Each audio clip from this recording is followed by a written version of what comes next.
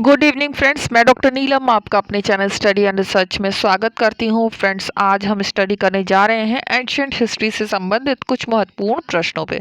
और आज उसी प्रैक्टिस सेट नंबर हो गया है, वो हो गया है 52। तो जो न्यू व्यूअर है उनको जानकारी देना चाहूँगी कि हम एंशिएंट हिस्ट्री, मॉडर्न हिस्ट्री और मिडवल हिस्ट्री, इन सभी के क्वेश्चंस अलग अलग वीडियो के माध्यम से स्टडी कर रहे हैं। तो आप भी जुड़ना चाहें तो जुड़ सकते हैं।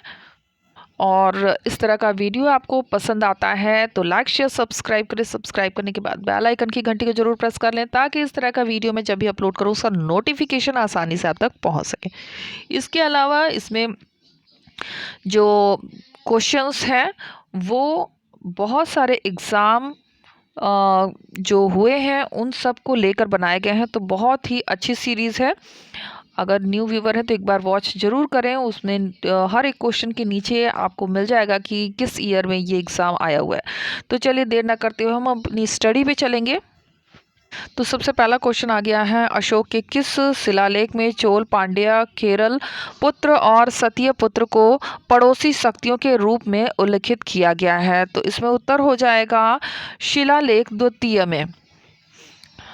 अशोक के द्वितीय शिलालेख चोल, पांड्य, केरल पुत्र और सतीय पुत्र जैसे देशों की सीमाओं पर पड़ोसी शक्तियों का वर्णन मिलता है। ये सभी तमिल राज्य थे तथा उनके साम्राज्य के बाहर थे। भंडारकर महोदय का विचार है कि चोल तथा पांड्य का उल्लेख बहुवचन में तथा सतीय पुत्र, केरल पुत्र का उल्लेख एक वचन में है। अतः प्रथम दो जातियों तथा अंतिम दो शासकों के सूचक हैं। चोल राज्य में तमिलनाडु के त्रिचनापल्ली तथा तंजौर का क्षेत्र था और पांड्य राज्य में मदुरा, रामानंद तथा निरुनेवेली के जिले सम्मिलित थे। केरल पुत्र राज्य के दक्षिण मालाबार क्षेत्र था। सतीय पुत्र की पहचान संदिग्ध है। ताम्रपाषाणिक से तात्पर्य लंका से है। इस सभी के साथ अशोक के मैत्रीय संबंध थे। इससे स्पष्ट है कि धुर दक्षिण भाग को छोड़कर जो चोल, पांड्य, सतीय पुत्र तथा केरल पुत्र के अधिकार में था, संपूर्ण भारत अशोक के अधिकार में था। नेक्स्ट क्वेश्चन पे आते हैं, निम्नलिखित में से अशोक के किस शिलालेख में 5 यवन शासकों का उल्लेख मिलता है?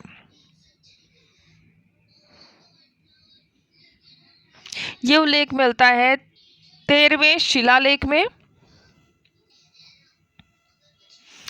अशोक ने बौद्ध धर्म में प्रचारार्थ विदेशों में भी प्रचारकों को भेजा। दूसरे 13वें शिलालेख में वह उन देशों के नाम गिनाता है जहां उसने अपने राजदूत भेजे थे। इसमें दक्षिण सीमा पर स्थित राज्य चोल, पांड्य, सतीय पुत्र, केरल पुत्र तथा ताम्रपाषाणिक बताए गए हैं। 13वें शिलालेख में 5 यवन शासकों के नाम मिलते हैं जिनके राज्यों में उनके धर्म प्रचारक गए थे। तो अंतियोग नरेश, तुरम, तुरमय, अंतिकिन और मग तथा अलीकस सुंदर। निम्नलिखित अभिलेखों में से किसमें चंद्रगुप्त मौर्य और अशोक दोनों का नामोल्लेख मिलता है? ये मिलता है रुद्रदामन का जूनागढ़ अभिलेख में। जूनागढ़ 72 शक शासक संवत में महाक्षत्रप रुद्रदामन ने खुदवाया था। यह अभिलेख अशोक के वृहद शिलालेख के पाषाण खंड पर अंकित है। इसमें चंद्रगुप्त मौर्य तथा अशोक का व्यक्तिगत नाम मिलता है। अशोक का कौन सा अभिलेख धार्मिक सहिष्णुता के सिद्धांत को समर्पित है? तो ये समर्पित है द्वादश शिलालेख। अशोक अपने छठे शिलालेख में यह घोषणा की कि हर क्षण और हर स्थान पर, चाहे वह रसोई घर में हो, अंतापुर में हो अथवा उद्यान में, मेरे प्रतिवेदक मुझे प्रजा के कार्यों के संबंध में सूचित करें। मैं जनता का कार्य करने से कभी नहीं आघात फिर से पढ़ लेते हैं। मैं जनता का कार्य करने से कभी भी अघात, मुझे प्रजा के हित के लिए कार्य करना चाहिए। 12वें शिलालेख सभी प्रकार के विचारों के सम्मान की बात कही गई है, अर्थात धार्मिक सहिष्णुता के सिद्धांत को समर्पित किया गया है। द्वितीय शिलालेख में अशोक अपने जन कल्याण कार्यों का उल्लेख करता है। द्वितीय शिलालेख में अशोक ने मनुष्य और पशु दोनों की चिकित्सा व्यवस्था का उल्लेख किया है। दूसरे तथा सातवें शिलालेखों में अशोक ने धम्म की व्याख्या इस प्रकार की है। धम्म क्या है? सहिष्णुता, बहुत से कल्याणकारी अच्छे कार्य करना, पाप रहित होना, मृदुता, दूसरों के प्रति व्यवहार में मधुरता, दया तथा दान, सुचिता।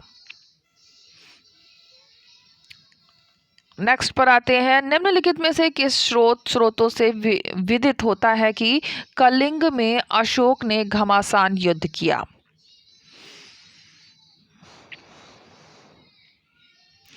तो इसकी जानकारी हमें मिलती है, यहाँ पे देखिए कूट दिया गया है, कूट के माध्यम से उत्तर देना है। तो ऑप्शन बी हो जाएगा, अशोक के 13वें शिलालेख से इसकी जानकारी हमें प्राप्त होती है। कलिंग युद्ध तथा इसके परिणाम के विषय में अशोक के 13वें शिलालेख में विस्तृत सूचना प्राप्त होती है। विजयोपरांत कलिंग में 2 अधीनस्थ प्रशासनिक केंद्र स्थापित किए गए थे। कलिंग का प्राचीन राज्य वर्तमान दक्षिण उड़ीसा में था। कलिंग युद्ध तथा उसके परिणामों के विषय में अशोक के 13वें शिलालेख में विस्तृत सूचना प्राप्त होती है। इससे स्पष्ट होता है कि यह युद्ध बड़ा भयंकर था, जिसमें भीषण रक्तपात तथा नरसंहार की घटना हुई थी। अंततः अशोक इस राज्य को जीतकर अपने साम्राज्य में मिलाने में सफल रहा। दुर्भाग्यवश किसी भी साक्ष्य से हमें कलिंग के शासक का नाम ज्ञात नहीं होता है। 13वें शिलालेख में इस युद्ध के भयानक परिणाम का उल्लेख हुआ है। इसमें 1,50,000 व्यक्ति बंदी बनाकर निर्वासित कर दिए गए थे। 1 लाख लोगों की हत्या की गई थी। इससे भी कई गुना अधिक मर गए। युद्ध में भाग न लेने वाले ब्राह्मण, श्रमणों तथा गृहस्थियों को अपने संबंधियों के मारे जाने से महान कष्ट हुआ। सम्राट ने इस भारी नरसंहार को स्वयं अपनी आंखों से देखा था। देवना प्रिया की उपाधि धारण की थी। देवना प्रिया की उपाधि धारण की थी, तो किसने धारण की थी?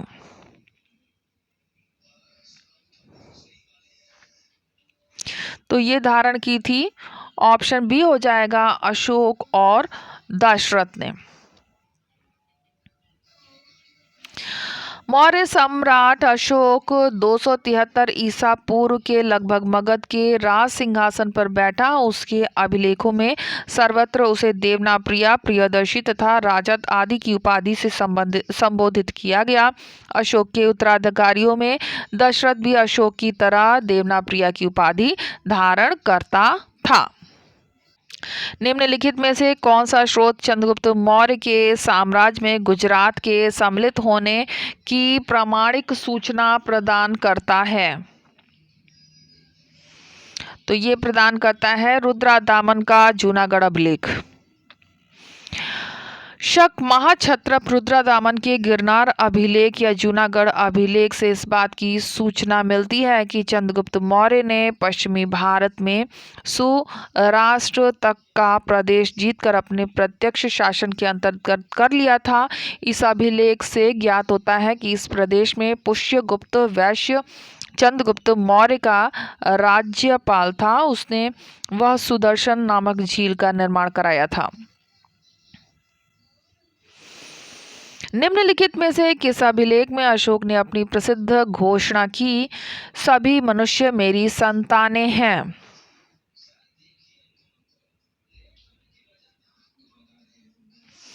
ये घोषणा हुई है पृथक कलिंग शिलालेख प्रथम में।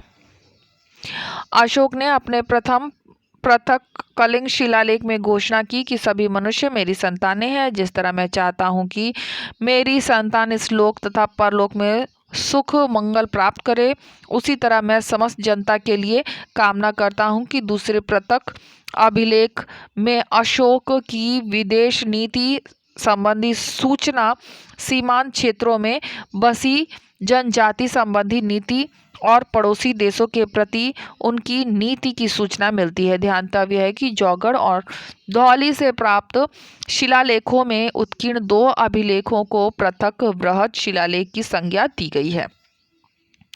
यूनानी रोमन साहित्य के सैंड्रोकोटस का समीकरण किसने चंद्रगुप्त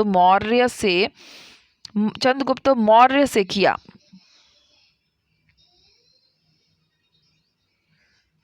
ये किया है विलियम जोन्स ने।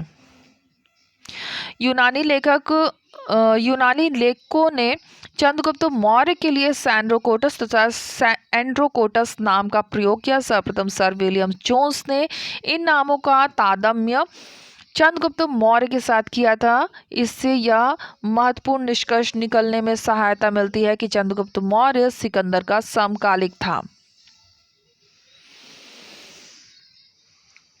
तो फ्रेंड्स, वीडियो अपलोड करने में थोड़ी इनरेगुलरिटी हो जा रही है समय अभाव के कारण, लेकिन फिर भी मेरा प्रयास रहता है आपको जल्दी से जल्दी वीडियो प्रोवाइड करने का। लेकिन वीडियो की संख्या इस समय कम हो गई है, तो जैसे ही मुझे समय मिलेगा मैं नेक्स्ट वीडियो भी आपको प्रोवाइड करूंगी। निम्नलिखित में से किस अभिलेख में अशोक ने चारों में कुछ रियायतों की घोषणा की?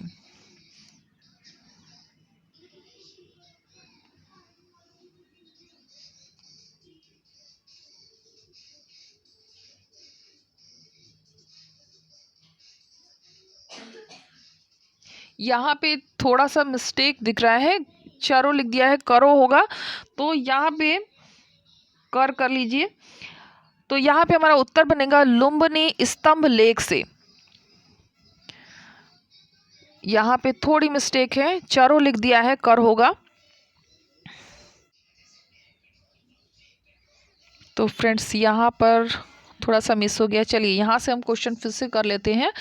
अपने शासन के 10वें वर्ष अशोक ने सर्वप्रथम बोध गया की यात्रा की। इसके बाद अपने अभिषेक के 20वें वर्ष अशोक ने लुम्बिनी ग्राम का दौरा किया। लुम्बिनी ग्राम, एक मिनट, हाँ, लुम्बिनी ग्राम की जन्मभूमि होने के कारण धार्मिक कर से मुक्त की। जैसा कि मैंने क्वेश्चन में बताया, वहाँ पर मिस्टेक दिया हुआ है, वहाँ पर कर होगा। कर मुक्त घोषित कर दिया गया तथा राजस्व कर 1/6 से घटाकर 1/8 भाग के रूप में लेने की घोषणा की गई। तो वहाँ पे चरों की जगह कर जरूर कर ले। और यहाँ पे निम्नलिखित में से किस स्तंभों पर सिंह शीश का है? तो यहाँ पे सभी के सभी हो जाएंगे, जैसे सारनाथ, सांची स्तंभ, कोल्हुआ स्तंभ और लौरिया नंदनगढ़। तो सभी के सभी हम ले लेंगे। बसावट के स्तंभ के ऊपर सिंह, संकीशा के ऊपर हाथी, रामपुरवा का वृषभ, लौरिया नंदनगढ़ पर सिंह तथा सांची तथा सारनाथ के स्तंभों के ऊपर एक साथ 4 सिंहों के आकृति मंडित की गई है। अशोक स्तंभ वस्तु तथा तत्क्षण दोनों दृष्टियों से अनुपम है। फ्रेंड्स, यहाँ पे थोड़ा सा आपसे बात करना चाहूँगी। मैं थोड़ी व्यस्तता रहने के कारण रेगुलर वीडियो आपको प्रोवाइड नहीं कर पा रही हूँ पहले की तरह। तो वीडियो मैं आपको प्रोवाइड करूँगी, लेकिन अभी वीडियो केवल वीकली रहेगा। और मुझसे जुड़े रहने के लिए आप सबको बहुत बहुत धन्यवाद करना चाहूँगी कि आप मेरे को सपोर्ट करते हैं और मुझसे जुड़े रह रहे हैं कंटिन्यू वीडियो ना डालने के बावजूद। तो थोड़ी सी व्यस्तता के कारण अभी समय लगेगा मुझे कंटिन्यू होने में, लेकिन जैसे ही समय मिलता है मैं आपके लिए वीडियो प्रोवाइड करूँगी। और सभी वीडियोस, जो भी आपको वीडियो पसंद आता है उसकी पूरी प्लेलिस्ट क्रिएट की गई है। इन वीडियोस को देखने के लिए डिस्क्रिप्शन बॉक्स को चेक करें, या फिर आप प्लेलिस्ट में भी जाकर इन वीडियोस को देख सकते हैं। जैसे आप इस समय जो एंशिएंट हिस्ट्री का वीडियो देख रहे हैं 52 नंबर, तो 1 से मैंने स्टार्ट किया था। इसे आप लिंक के माध्यम से देख सकते हैं। और ओल्ड पेपर मैंने बहुत सारे प्रोवाइड किए हैं, जैसे कि एनटीए यूजीसी नेट का, पीजीटी टीजीटी का, यूपी हायर एजुकेशन कमीशन का। अभी जो 2021 में यूपी हायर एजुकेशन का एग्ज़ाम हुआ है, तो वो पेपर भी मैं जल्द ही आपके लिए प्रोवाइड करूँगी। मेरी कोशिश रहती है कि जिस भी एग्ज़ाम की आप प्रिपरेशन कर रहे हो, उन सभी एग्ज़ाम की पेपर्स जो है वो मैं आपको यहाँ पे प्रोवाइड कर सकूँ। तो पहले भी मैंने बहुत सारे पेपर आपको प्रोवाइड किए हैं, जिससे आपको स्टडी करने में हेल्प मिलती है। तो आगे भी मैं कोशिश कर रही हूँ अपडेटेड पेपर्स आपको प्रोवाइड करने के लिए। तो चलिए आते हैं अपनी स्टडी के ऊपर। तो समय अभाव के कारण थोड़ा सा प्रॉब्लम हो रहा है, रेगुलर मैं वीडियो नहीं ला पा रही हूँ, लेकिन जल्द ही हम रेगुलर स्टडी भी करेंगे। और जैसा कि लाइव भी करते थे, तो लाइव भी अभी स्टॉप रहेगा कुछ समय तक। तो आ जाते हैं यहाँ पर। अशोक ने गया जिले में बरार पहाड़ी पर किसके लिए गुफा खुदवाई थी? तो आजीविक संप्रदायों के लिए खुदवाई थी। अशोक ने वास्तुकला के इतिहास में एक नई शैली का प्रारंभ किया, अर्थात चट्टानों कर कटवाकर कंदराओं का निर्माण किया गया। गया के निकट बरार की पहाड़ी में अशोक ने अपने राज्याभिषेक के 12वें वर्ष में सुदामा गुहा, आजीवक गुहा भिक्षुओं को दान में दी। अशोक का शासन अन्य किस शासक के साथ समानता रखता है? तो टालमी द्वितीय के साथ रखता है। टालमी द्वितीय अशोक के समय मिस्र का शासक था। उसने मौर्य काल में होने वाले व्यापार को बढ़ावा के लिए जल सागर पर बरनिस नामक बंदरगाह की स्थापना करवाई थी। अशोक द्वारा संगठित बौद्ध परिषद की अध्यक्षता ब्लैंक ने ग्रहण की। तो किसने ग्रहण की थी? मोगलीपुत्रस्य हो जाएगा। सम्राट अशोक मौर्य के शासनकाल में तृतीय बौद्ध सम्मेलन का आयोजन पाटलिपुत्र में किया गया था। इसकी अध्यक्षता मोगलीपुत्रस्य के द्वारा की गई थी। अशोक के शासनकाल में दक्षिण में कौन सा राज्य अस्तित्व में नहीं था? पल्लव शासन में नहीं था। अशोक के शासनकाल में दक्षिण में पल्लव राज्य अस्तित्व में नहीं था। पल्लव वंश 4वीं शताब्दी में कांचीपुर में राज्य स्थापित किए गए थे। सन 1837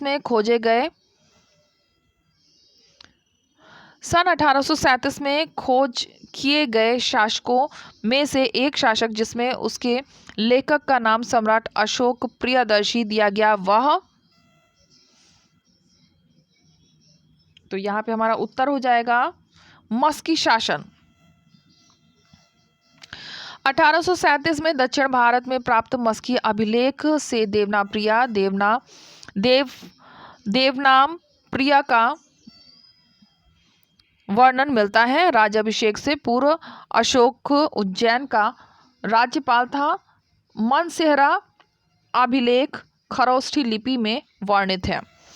सारनाथ शिलालेख में संघ में फूट डालने के विरुद्ध जारी आदेश कौशाम्बी तथा पाटलिपुत्र के महामात्रों को दिया गया। गिरनार शिलालेख रुद्रदामन से संबंधित है। अशोक ने कौन से अभिलेख में धम्म का अर्थ बताया है? द्वितीय स्तंभ लेख में बताया है। अशोक के स्तंभ लेखों की संख्या 7 है और जो 6 स्थानों से प्राप्त हुए हैं।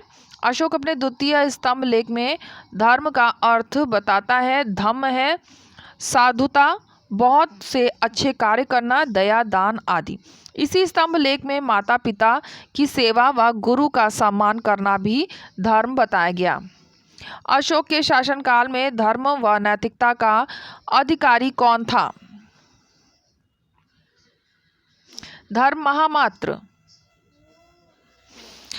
महामात्र अशोक की अपनी कृति थी, जिसकी नियुक्ति उसने अपने अभिषेक की 13वें वर्ष में की थी। उनका कार्य विभिन्न संप्रदाय के बीच सामंजस्य बनाए रखना, राजा तथा उसके परिवार के सदस्यों से धम्म दान प्राप्त करना और उसकी समुचित व्यवस्था करना होता था। श्रीलंका के उस राजा का नाम क्या है जो अशोक के समकालिक थे? देवना पित्तस्य, देवना पित्तस्य हो जाएगा ऑप्शन बी। श्रीलंका का राज देवना पित्तस्य अशोक का समकालिक थे। नेक्स्ट क्वेश्चन पर आ जाते हैं। मुहासिब और मुतालिबा, मुकर्रर तलब और तलब दिया हुआ है और इसे हमें दूसरी सूची के साथ कनेक्ट करना है। तो चलिए कनेक्ट करते हैं। यहाँ पे नीचे कूट दिया गया है, कूट के माध्यम से हमें उत्तर देना है। तो सबसे पहले मुहासिबा हो जाएगा लेखा जोखा का ब्यौरा। मुतालिबा ये हो जाएगा सरकारी खजाने के दावे। मुकर्रर तलब हो जाएगा नंबर 1 स्वीकृत दावे और तलब हो जाएगा वैतनिक दावे से। तो इस तरह से अगर मैच करते हैं तो ऑप्शन डी हमारा यहाँ पे करेक्ट हो जाएगा। मुहासिबा का शाब्दिक अर्थ लेखा जोखा का ब्यौरे से, मुतालिब का सरकारी खजाने से, मुकर्रर तलब का स्वीकृत दावे तथा तलब का अर्थ वैतनिक दावे से है। निम्नलिखित विदेशी शासकों में से कौन अशोक के समकालिक नहीं था? जो समकालिक नहीं था उसी की पहचान यहाँ पे करनी है। तो सेल्यूकस निकेटर समकालिक नहीं था।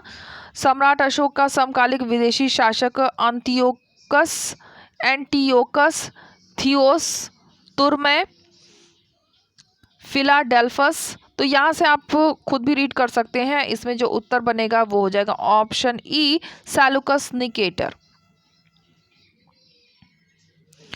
नेक्स्ट पर आ जाते हैं। अशोक के प्रस्तर स्तंभों पर यूनानी शासकों का जिस क्रम में उल्लेख हुआ है उस क्रम में व्यवस्थित कीजिए। तो इसे सही क्रम में हमें व्यवस्थित करना है। तो यहाँ पे जो सही क्रम होगा सबसे पहले आ जाएगा एंटियोकस नंबर 1 पे। इसके बाद हम रखेंगे टालमी को नंबर 2 पे।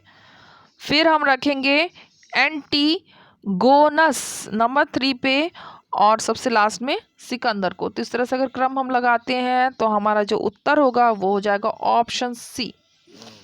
तो यहाँ पे इसकी व्याख्या दी गई है, व्याख्या मैं रीड नहीं कर रही हूँ। अगर आपकी इच्छा है तो यहाँ पे आप इसे रीड कर सकते हैं। अगर बहुत फास्ट लगता है तो वीडियो को पॉज करके इसे रीड करें।